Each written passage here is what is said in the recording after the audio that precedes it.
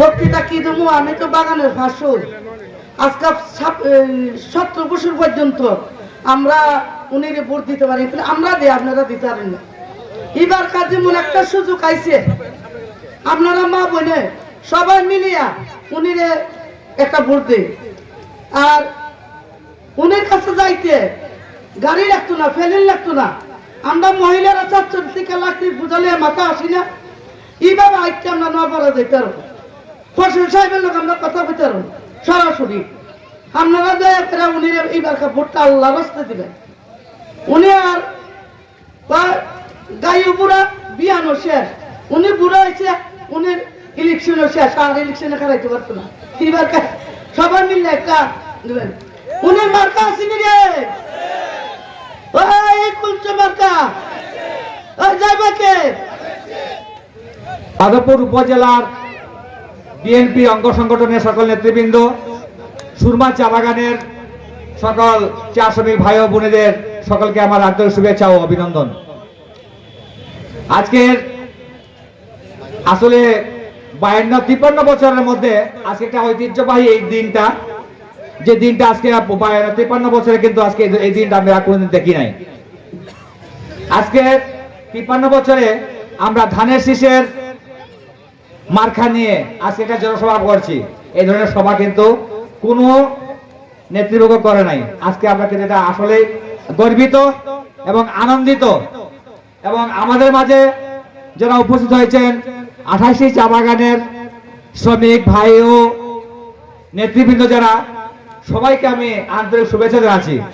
তার সাথে আজকে আমরা আসলে ভুল পথে হেঁটে আমাদের পায়ে কুড়াল মেরেছি, যার ফলে আজকে আমাদের বাগানগুলো যেভাবে পরিস্থিতির মধ্যে পরিণত হয়েছে, আজকে কিন্তু আজকে যদি আমরা সেই দিনটাকে যদি লক্ষ্য রাখতাম, আজকে যদি আমাদের ফয়সল সাহেবকে যদি আমরা কাছে পেতাম বা কাছে রাখতাম, তাহলে আজকে আমাদের এই দুর্দশা এবং মানে দুর্দিন আসতো না।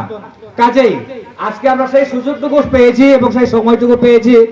আমরা উনাকে আমাদের মূল্যবান ভোট দিয়ে চা শ্রমিকের সকলকে আমি অনুরোধ করবো যে আমরা ধানের শীষে ভোট দিয়ে আমরা তাকে আমাদের নেতা হিসেবে এবং ভোট দিয়ে জয়যুক্ত করে আমরা এমপি হিসেবে তাকে দেখে আমরা যেন আমাদের সুখে দুঃখে আমাদের পাশে যেন পাই, সেই আশা ব্যক্ত করে।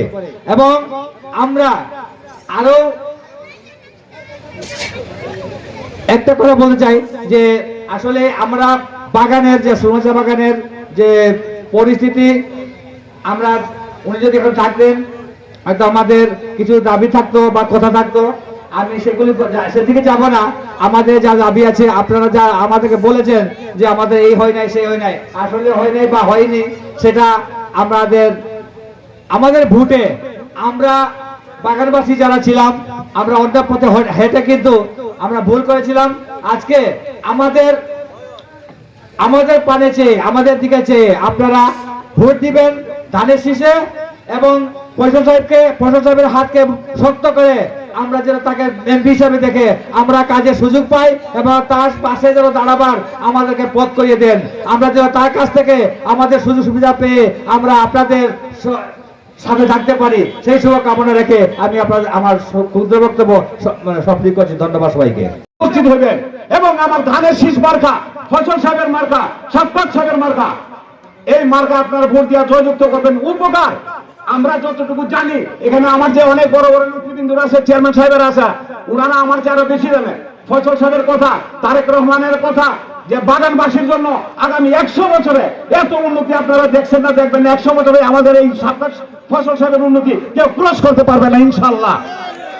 আমি এই দাওয়াটা দিতে চাই, আপনি আপনাদের সবার হাতে পায়ে করে জোরাট করতেছি, আপনারা দিন কেন্দ্রে যাবেন। আমার বাগানবাসীর এই একটা সমস্যা আছে, আমরা কেন্দ্রে যাই না, ওই দিন ছুটি পায়ে লাকড়ি আনতে যাই, ঘাস আনতে যাই, গরু বাছুর চড়াই, এইগুলা কি আমরা একটা দিন কি সুযোগ করতে পারবো? আমরা 5টা বছর ওনাদের কাছ থেকে সুবিধা নিব, আমাদের ছেলেমেয়েরা লেখাপড়া করবে, আমাদের ছেলেমেয়েরা ওনাদের মেল ফ্যাক্টরিতে চাকরি করবে, আমরা সবাই সুযোগ সুবিধা নিব। কিন্তু ওনাদের ওই একটা দিন আমরা কেউ একটা ভোট দিতে একটা মানুষের 1 ঘন্টাও লাগে না। তারপরে বাড়ি ঘরের কাম কাজ করেন, পাহাড়ে যান, পর্বতে যান। আমি কিন্তু বাঙালি ছেলে, আমি লেবার ভাষাও বলতে পারি, বাঙালি ভাষাও বলতে পারি, এবং আমি ফার্সি সাঁওতাল ভাষাও জানি। আমি আপনাদেরকে আমি আব্দুল গনি সাবেক মেম্বার, আমি বারবার আপনাদের জোরাট করে কইতেছি, অনুরোধ করে কইতেছি, পায়ের নিচে হাত রেখে কইতেছি, আপনারা ওই দিন কেন্দ্রে যাবেন। ফালাফালি করে বেশি কেন্দ্রে বাগানের কাজটা কম। আপনাদের কাছে বারবার অনুরোধ নেই। এগুলো আমার বক্তব্য শেষ করছি। সবাই ভালো থাকবেন, সুস্থ থাকবেন এবং আমার ধানের শীষে আপনারা ভোট দিবেন ইনশাআল্লাহ।